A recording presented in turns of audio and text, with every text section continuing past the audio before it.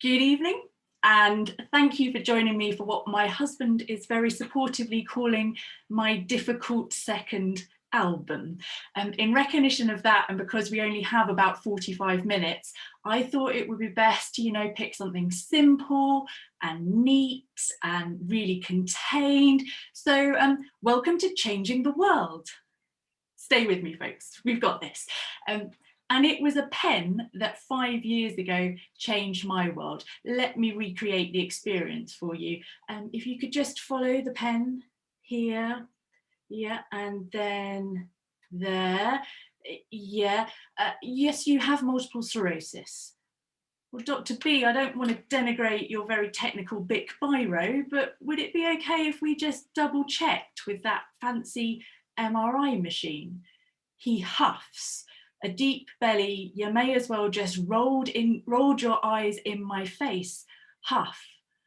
If we must, but it won't change the diagnosis. In the meantime, I'll get the nurse to book you in to discuss your options. Read the materials she gives you, then email me your choice of drug. Excuse me? My choice of drug? Don't you recommend the drug? No, I don't do drug discussions. Sensing my growing irritation and wonderment at what he does actually do then, and perhaps remembering that this is a private consultation and he's going to invoice me £200 for the pleasure of this conversation, Dr. B decides to work his value proposition by throwing in a freebie. I notice your husband isn't with you today. You should be aware that after a diagnosis like this, most marriages will, within 2 years, end in divorce. It's an unnecessary buy one, get one free. I feel a bog off in every sense. So what's your advice then, Doc? What do I do now? The key, Mrs. Young, is to not get emotional. See the nurse, choose the drug, then forget about it. Just carry on living your life until something bad happens. Then call me. The key is to not get emotional. So says Dr. B, and right enough, emotions are tricky things. But when it comes to changing the world, they are the only things that will unlock the path. Unfortunately, it's not the good ones, because I don't know anyone apart from software engineers who sit back and go, wow, this is working great. How can we update and change it? So we're left with the so-called bad ones. The ones our parents tried to shield us from. Pain, upset, despair, depression, loneliness, and rage. These strong emotions are our compass. My favourite is anger. And so when looking for a place to start changing the world, I suggest looking towards the issues that the brilliant comedian Sarah Millican would say, boil your piss. And there's something that gets my urinary tract fired up in a way that no amount of cranberry juice can solve. Fairy tales. You know, the ones we were told as children and the ones we continue to tell our kids. Gather around, little ones, gather in. Let me tell you a story. In a land not too far away, in an old, cold, creaky courtroom with dark oak panels that climb like ivy up the walls, tales are being told to a jury of 12. Mr. Beauty is in the witness box and Mr. Charming, the doc. That a fight took place, they both agree, but why and how and who is at fault? Mr. Charming's barrister rises slowly from her wooden bench and begins to spin his version of events. Mr. Beauty, can you begin by describing your movements on the evening of Friday, 14th of February? And as you gathered with your friends at Mr. Riding's house, can you describe what you did, please? Mainly drinking and playing computer games. What were those drinks? Just beer? Can you remember what the beer was called? I understand it was many months ago. Mr. Riding testified earlier that he had just taken delivery of a crate of Brewdog beer. Does that sound right to you? Good, good. And can you remember anything about the particular beer you were drinking, the name or the colour of the label perhaps? A blue label and something about the sea. Your Honour, if I may, can I ask the witness to turn to image 3 in the evidence folder? Mr. Beauty, Is this the beer you and your friends were drinking that night? It is. Would it surprise you to know that this beer, Brewdog's Sink the Bismarck, contains 41% alcohol by volume? To put that into context, that puts this beer in the same league as hard spirits, like whiskey. So you and your friends have gathered together preparing for a night out on the town and have begun to drink high-strength beer whilst playing computer games. What computer game were you playing? For the benefit of the jury, Mortal Kombat 11 is a fighting game in which characters can be customized with different fighting skills. It is extremely violent, being suitable for over 18s only, and has, amongst other features, what the creators call stages of brutalities and fatalities, with hyper-realistic graphics that will, and I quote directly from their advertising, showcase every skull-shattering, eye-popping moment, bringing you so close to the fight, you can feel it.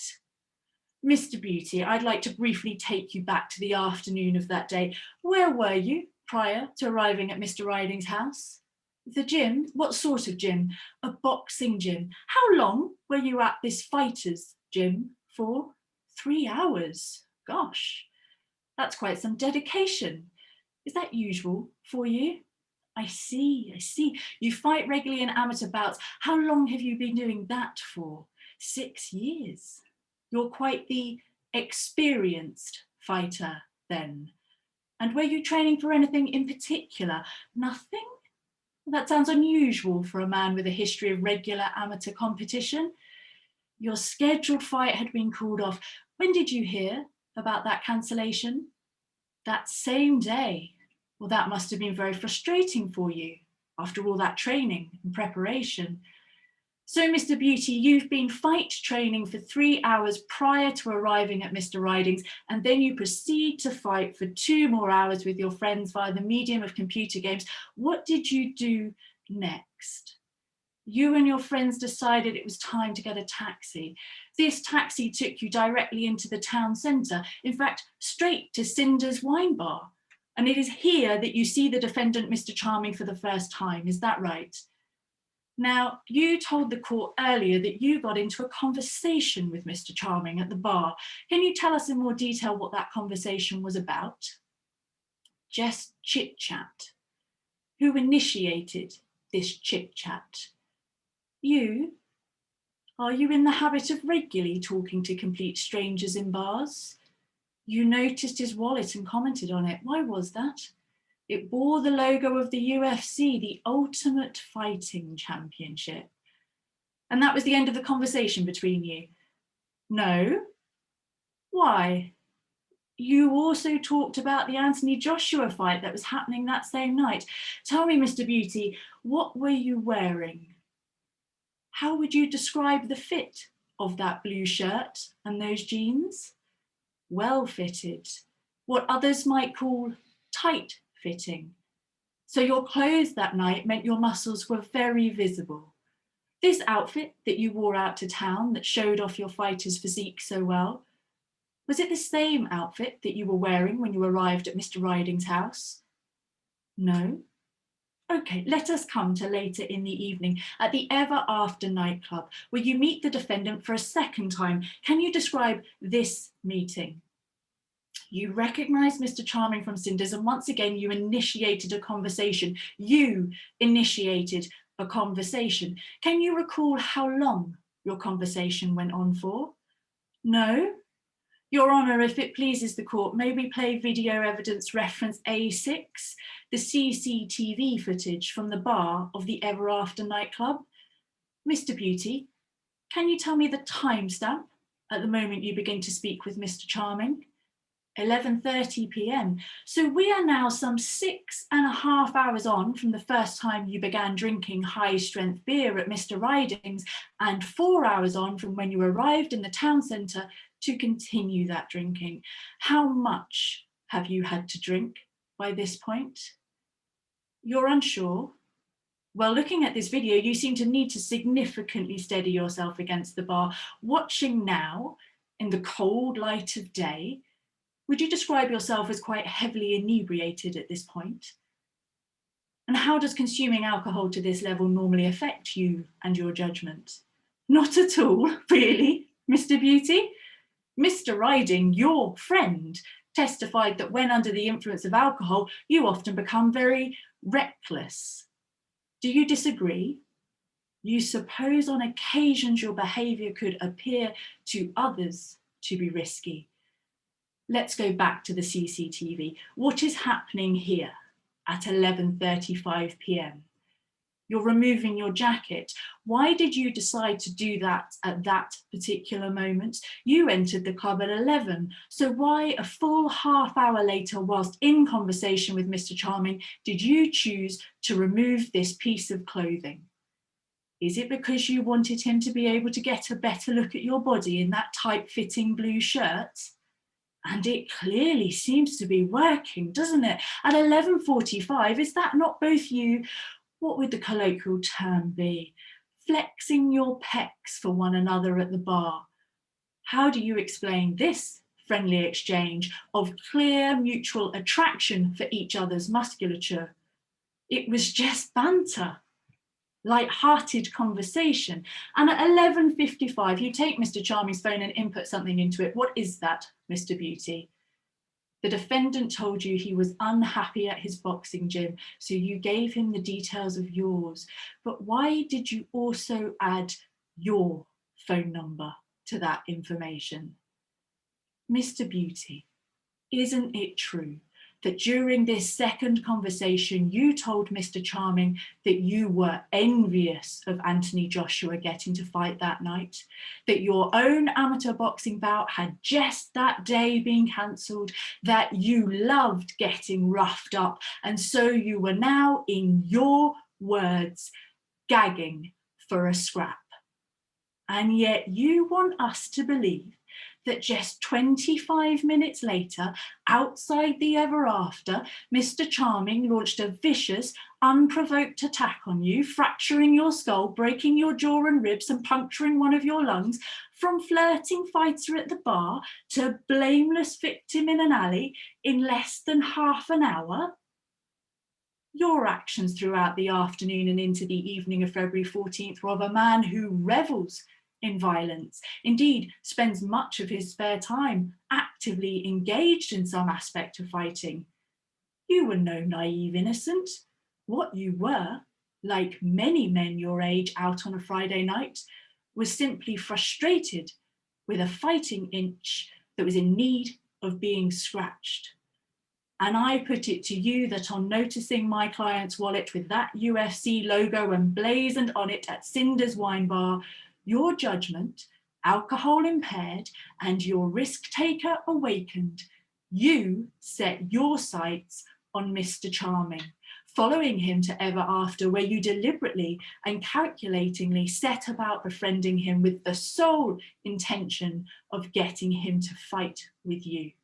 You struck up conversation with him for a second time, again about fighting. You removed your jacket to show off your boxer's physique in the revealing outfit you had purposefully taken the time to change into before heading into town.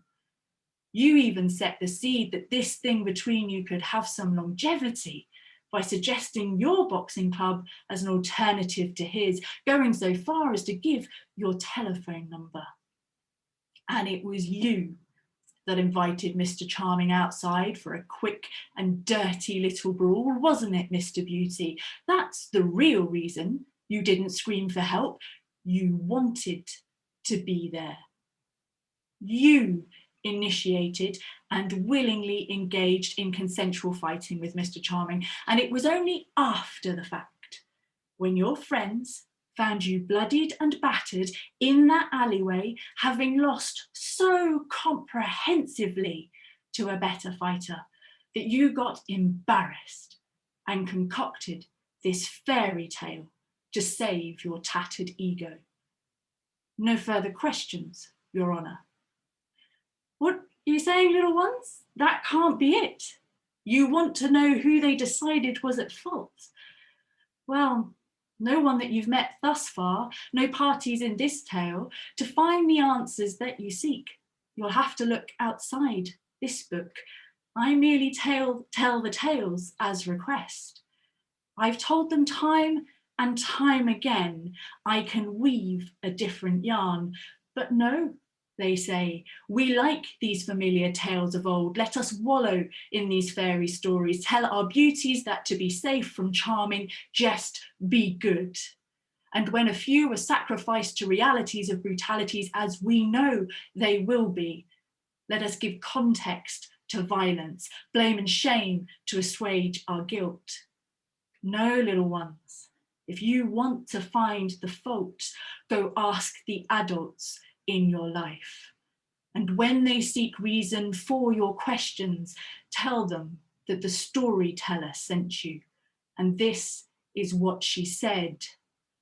In your collective silent compliance, you asked for it.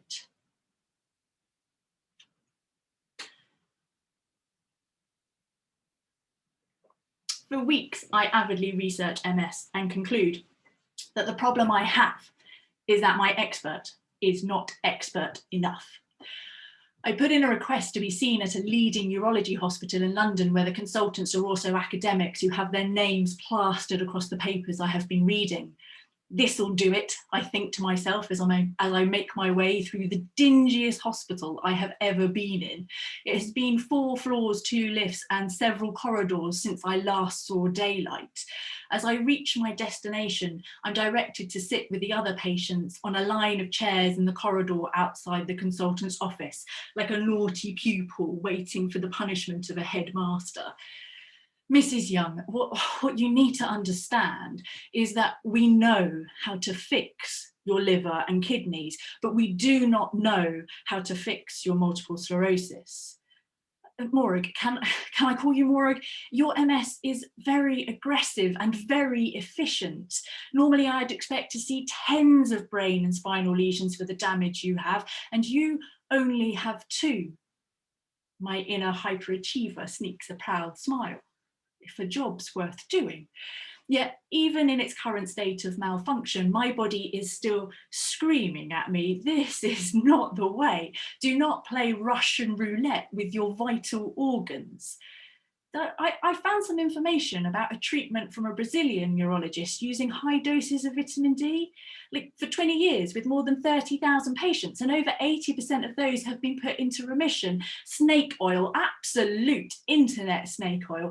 Yes, the vitamin D has a part to play, but not on that scale. And there is absolutely no clinical trial evidence of its efficacy. This treatment that I'm offering you is trialed and effective at slowing down the progression in up to 30% of cases. And we must slow things down without delay. Taken on a wider view, I think the benefits outweigh the risks. The wider view.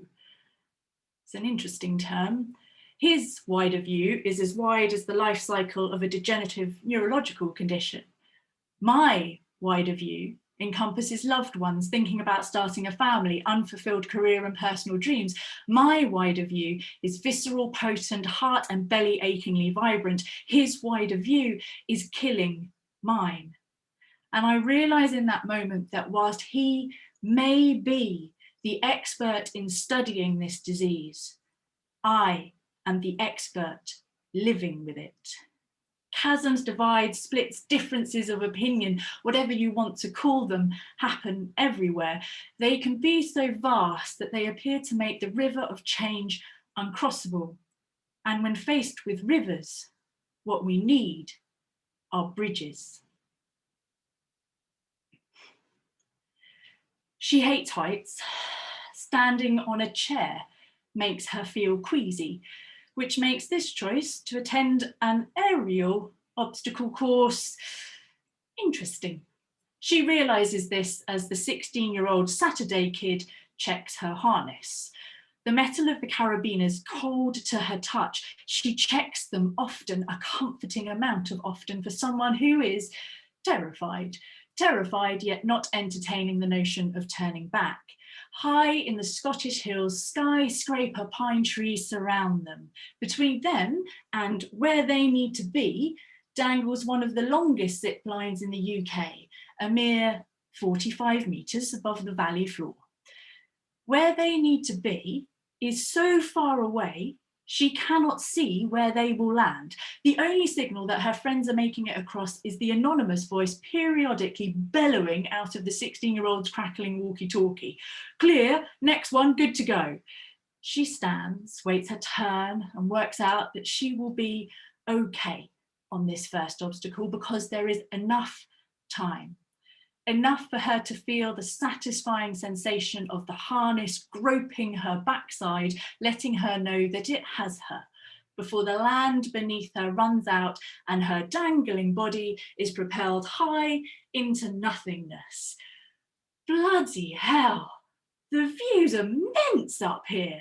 Reality whizzes past her faster and faster. She smiles, a deep, satisfying, full body smile. This is why she does it, for that joyful shot of adrenaline that lights up every nerve ending. Shots that only come when a fear boundary is crossed. In this fleeting moment, she is as alive as it is possible to be. The group powers on high above the forest floor. The deep fragrance of fallen pine needles waft up from below, reminding them that they are in places they absolutely should not be. They cheer themselves through the obstacles connecting the canopies, wooden rope bridges, challenging cargo nets, almost too tight tunnels, screeching swings. All of them allow the harness to speak its safety before it's too late. They are up there for hours, navigating the physical structures that connect tree to tree, time on fast forward. Then suddenly, without the courtesy of warning, there is a drastic slowing of consciousness as they approach the penultimate obstacle. It is different. She doesn't need to reach it to know this. She can tell by the queue gathering before it, like pilgrims waiting to kneel in front of a long trekked for altar.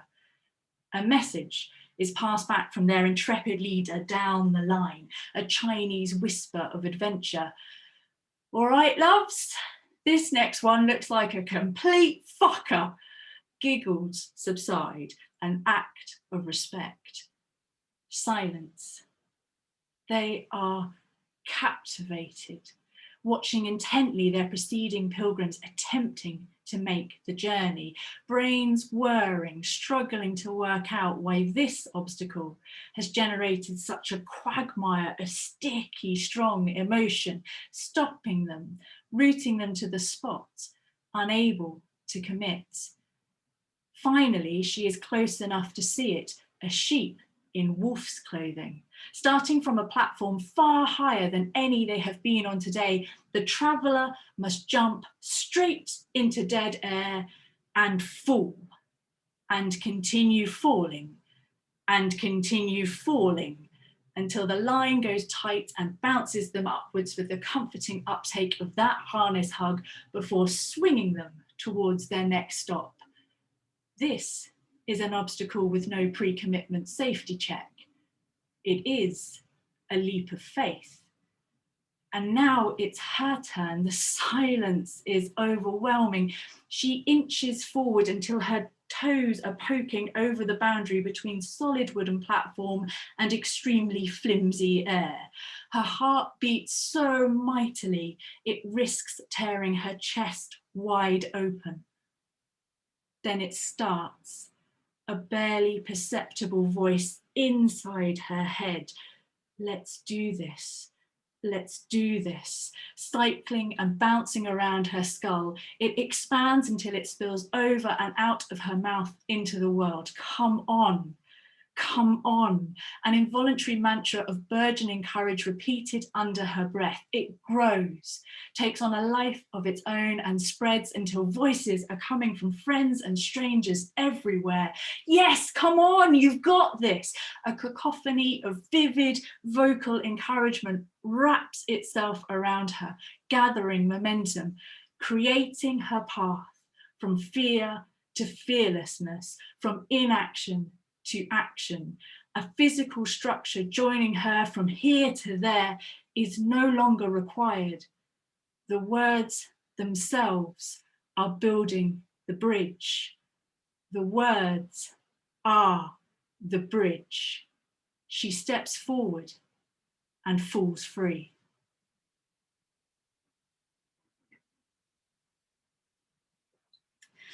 I bloody love watching those reality documentary shows where civilians are tasked with experiencing life in the military. On the days when fatigue means I can't get up from the sofa, I binge watch them. My favourite are the US Marines. They're just so damn enthusiastic, responding to everything with a loud and proud, "Hoorah, sir!" It takes me several episodes to realise that this is more than just a generic woohoo sound, and that what they are actually saying is HUA, heard, understood, acknowledged, hoo-yah. To be fair, I grew up on British war films where a considered Roger that is about as affirmative as we get, which rather perfectly sums up our differences. Americans' rousing, efficient acronym, Brits' quiet double entendre. Anyway, it's now been well over a year since my diagnosis and I'm at a personal development retreat. All the information has been telling me to reduce my stress, to get out of my head, and well, it's not going well. I like living in my head. So at lunch, I sit with the wisest and most embodied woman I've met so far and ask her advice. This is what she says. Talk to your MS. I don't say what I think, British. Instead, I ask, how exactly do I do that? Get 2 chairs, sit on the first, start the conversation as you, get up, sit on the other chair and let MS answer you. Go back and forth until you're done. I go home, I do not talk to my MS. Several weeks pass until during a particularly rubbish few days alone whilst my husband is travelling for work, I find myself preparing seating arrangements. It's a horrible, awkward, stilted first date. Hi, how are you? Fine, you? Yeah, good. How's the weather been with you? Much the same as with you, I'd imagine. I mean, pulling teeth, painful, until there's nothing left but to ask it. Why are you here? What the fuck did I do to deserve this? And before my ass can make contact with MS's chair, she seethes through gritted teeth. You didn't fucking listen. Hand on heart, can I say that I am in no way responsible for my disease? No, I can't. Different for others, but no, I can't. The warnings were sent over the years and I ignored them. I doubled down on playing the game, getting the job, the house, the mortgage, the marriage, doing everything I had been told I was supposed to do.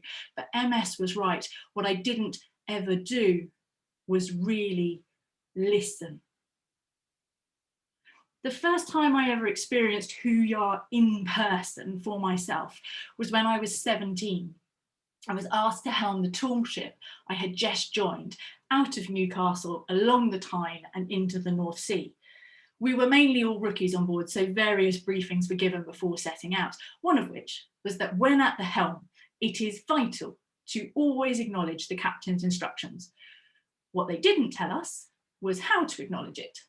So when he fired back through the biting wind, 5 degrees starboard, my nonchalant teenager replied, "Yep."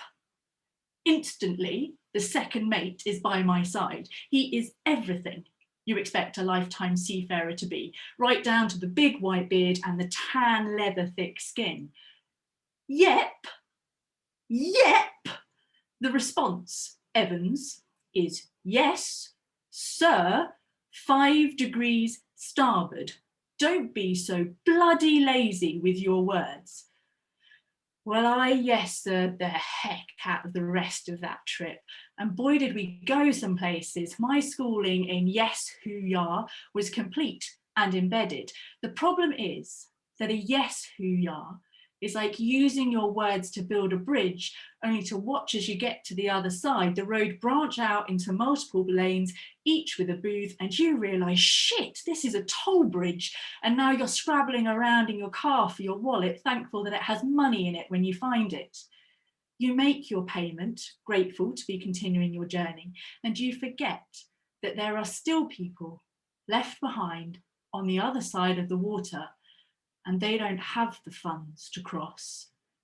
When we turn off emotion and who are only the yeses given to us by power and their experts that study, we are hearing, listening, and acknowledging something. We are building a bridge, but that bridge is not free. How do we make the bridges free? How about together? Because when did we get so fixed on doing it alone? When did that become a badge of honour for a species that is inherently DNA coded tribal in nature? I have a friend who calls her competitors potential collaborators. Think about that for a moment. Capitalism, commerciality, competition programs us to say rubbish, to believe there isn't enough for everyone to go around. Resources are scarce, they say. What a handy little prison of not enough that leaves us all in. Nature, though, is wise and a knowing mother, the kind who regularly gives you a withering look as she says, well, I haven't done it for no reason. She gives us exactly what we need, and what she has given us that she has not given any other animal is the power to imagine.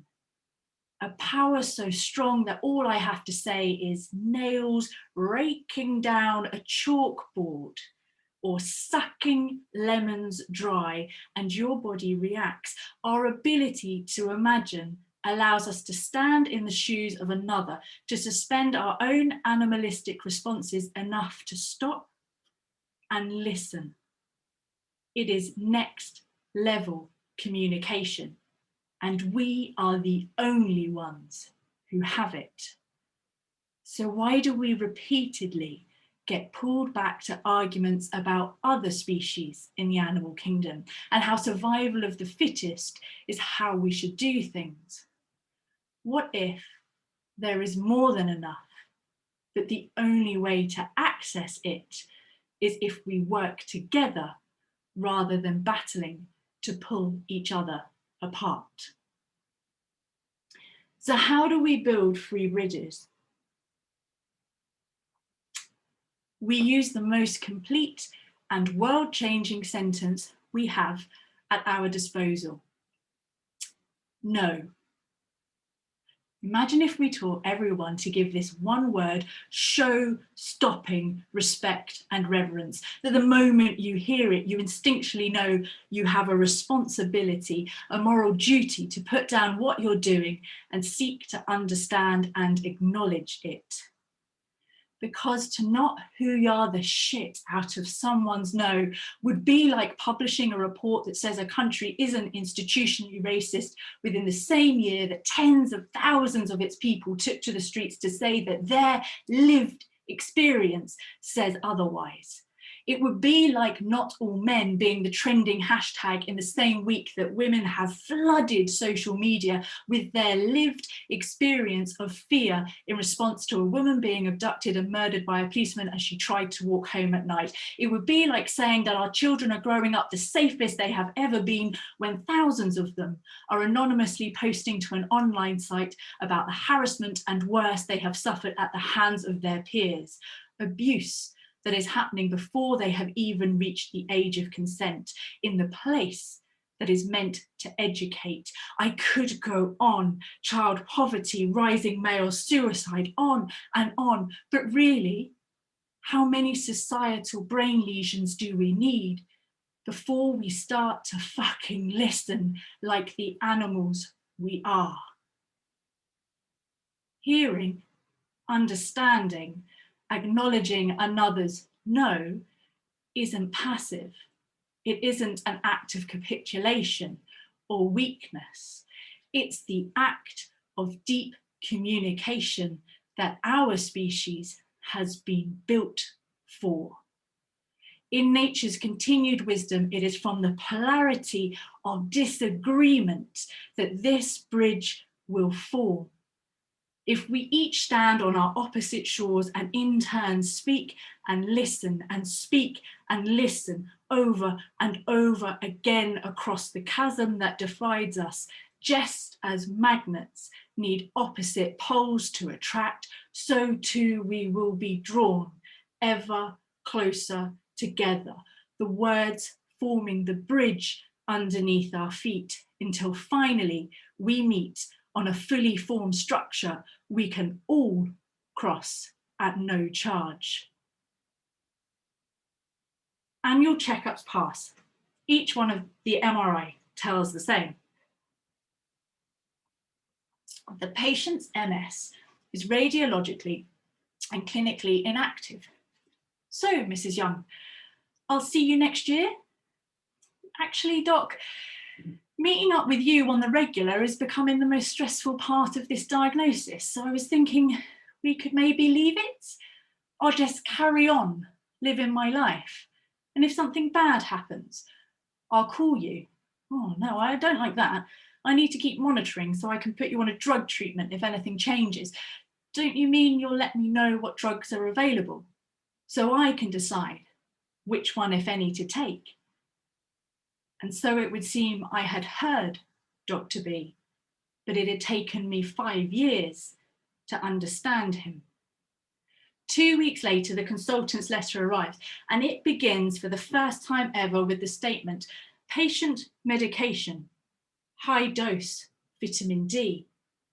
And so it would seem that I am not the only one hoo-yaring the shit out of this disease.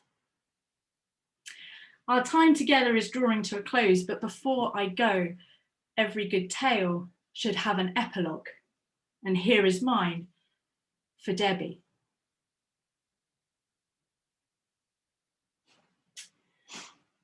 I have thought about changing my name often.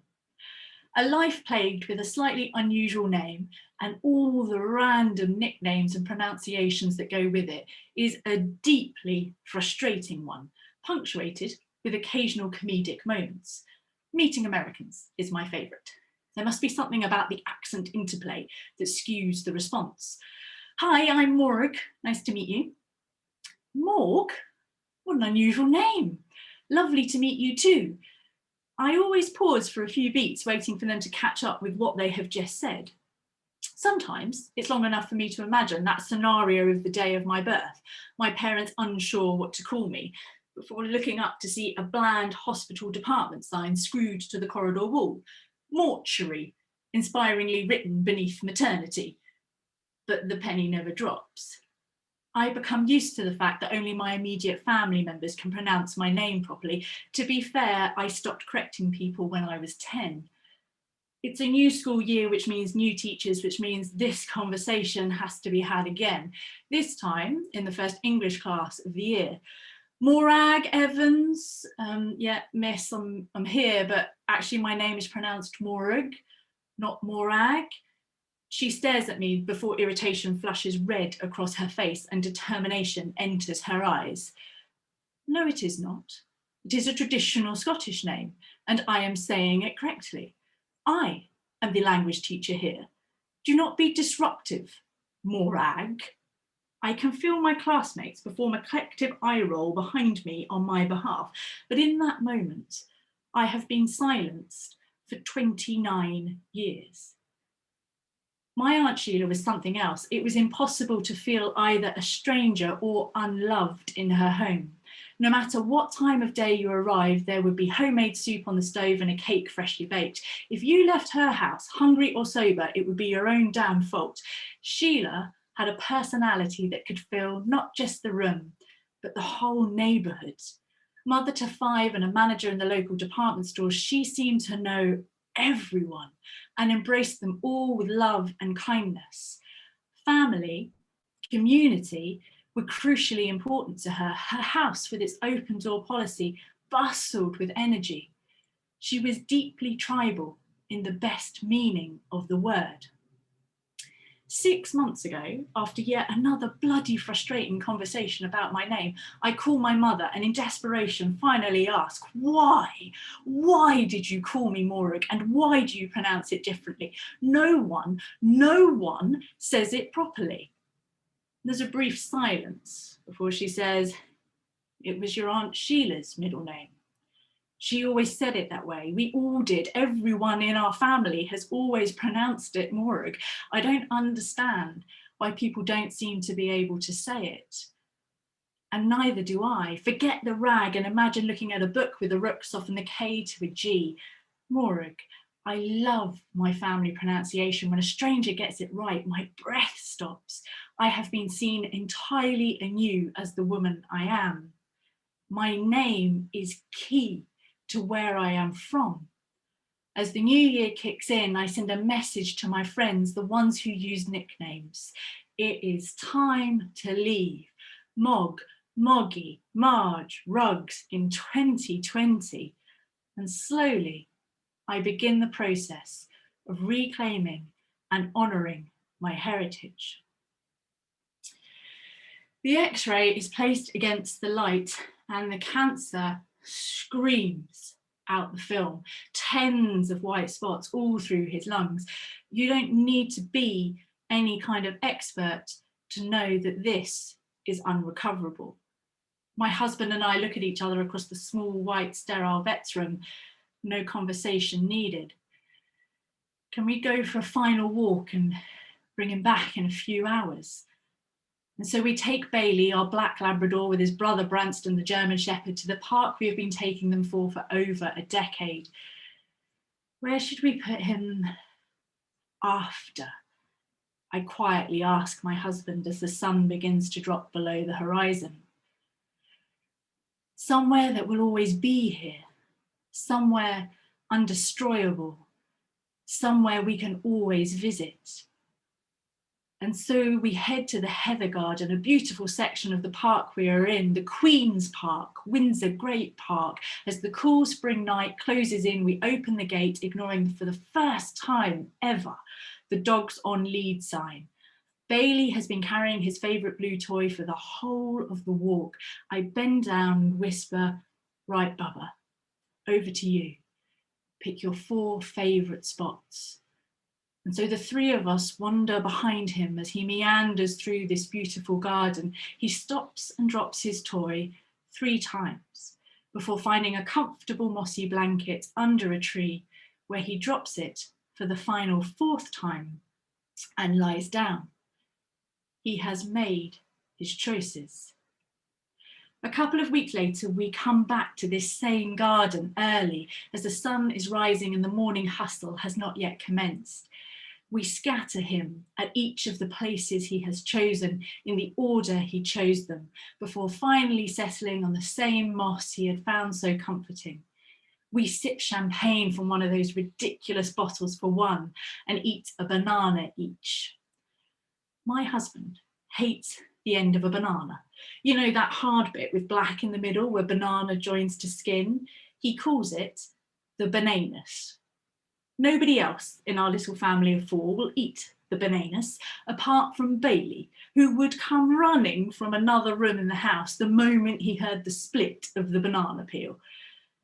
And so we eat our bananas and sip our champagne from the bottle, each quietly removing the bananus and dropping it to the ground for Bubba.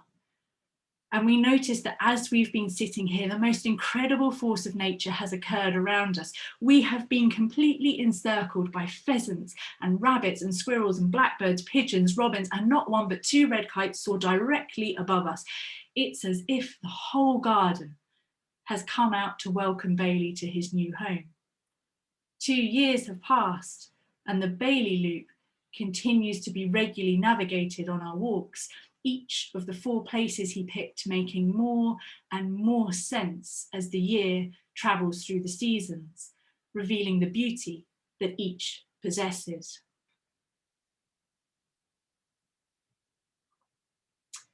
I navigate my way through the dark hospital corridors, looking for signs of the ward she is in. Finally, I find it. I go to push the heavy wood wired glass window door, but it won't open. I push again, nothing. It takes me several seconds to realise it is locked. I am 13 years old and I have never been to a hospital where they lock the doors. I didn't know they were even allowed to do that. I press the intercom and a gruff nurse enters.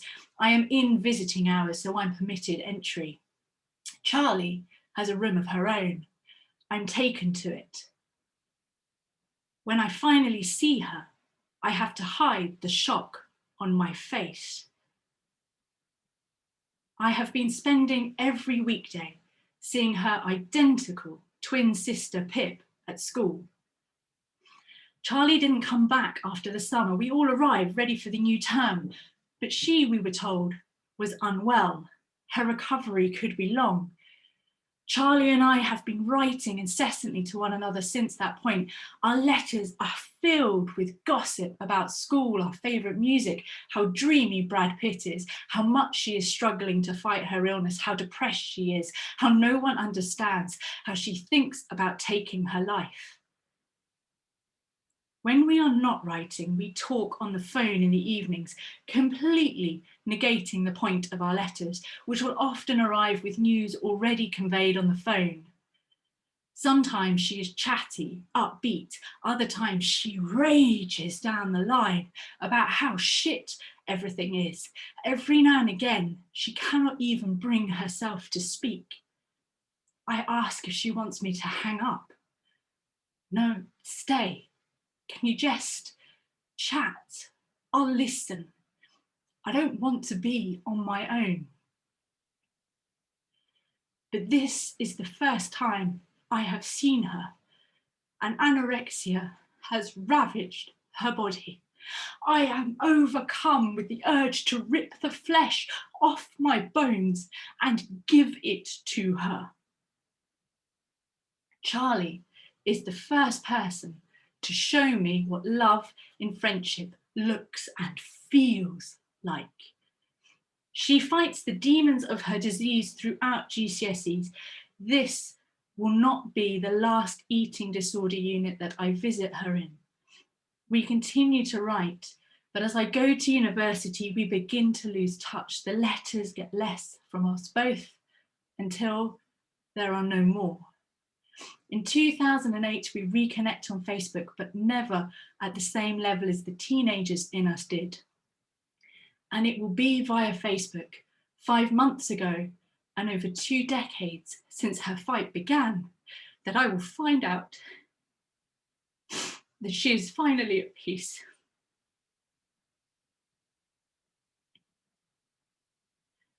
I feel compelled to dig out photos of our time at school, and as I do, I come across a pack of envelopes held together with string. It is every letter she ever sent me, every past note in a school class, every doodle she drew. And I realise that despite the fact that we lost touch, Charlie will forever be my answer to the question, who was your childhood best friend? All right then, beautiful morning today, isn't it? I take a seat on the handmade wooden bench overlooking the lake. I love this spot. It's hidden away with one of the best views in the park, but close enough to the takeout van for my hot chocolate to still be warm by the time I've walked to it. I come here often. Ben is very good company, 4 years younger than me and a Royal Marine. He has had to listen to many of my ponderings over the years. Even when I walk around the lake and spot his bench from the other side of the water, I'll give him a little nod of recognition. It is only as I begin to research this story that I even think to Google him. It is with deep regret that the Ministry of Defence must confirm the death of Marine Benjamin Reddy from K Company 42 Commando Royal Marines in Afghanistan on Tuesday, the 6th of March, 2007. Marine Reddy, aged 22, was killed when his unit came under fire during a deliberate clearance operation in the Kajaki area of Helmand province. Beneath the statement, a picture of Ben, steely grey blue eyes, the most amazing platinum blonde hair and eyebrows I have ever seen, and the kind of smile that you know yielded him success in charm offences. But the headline that really captures my attention: Queen's sympathy for her gardener as his hero's son dies in Afghanistan. It turns out that Ben grew up living in this park. His dad, one of the people who has tended it for years, who has made it somewhere that will always be here, somewhere undestroyable, somewhere we can always visit. When I think about story inspiration, I'm not going to lie, a wills and probates solicitor is not the top of my list.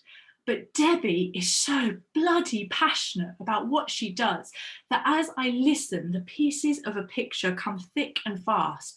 I hear her and feel compelled to sit down and start to write this story. And as I do, I begin to understand. I understand that legacy is not something you only leave after you die. We get fooled into believing it because the moment of passing, that moment of loss, makes the memory so much stronger. But legacy is life, not death. It has a living force of its own. It is the most amazing lace tapestry being woven every day by every person in myriad ways, some infinitesimally small, others gargantuan. It binds us all together and does not care if we are family or strangers, or if we are divided in time by days or years, or even divided by species. In truth, I have no line of sight to the legacies I have left for others. None of us do. I can only see the ones I have been gifted. But I could expand the legacy web that surrounds me 100 times over from the ones I have just shared, and I haven't yet lived 40 years. I'm reminded of being 12 years old in a science lesson at school, being taught the basic laws of physics, one of which every action has an equal and opposite reaction. So on the days when the world feels too much, sit down and write your legacy gifts and see that as you have received, so too you must have given. Today, you may not be changing the world, but unless you have been living alone under a rock your whole damn life, you have undoubtedly already changed somebody's world. Well, folks, that's us at the end of our journey for this evening. Thank you so much for joining me for the ride.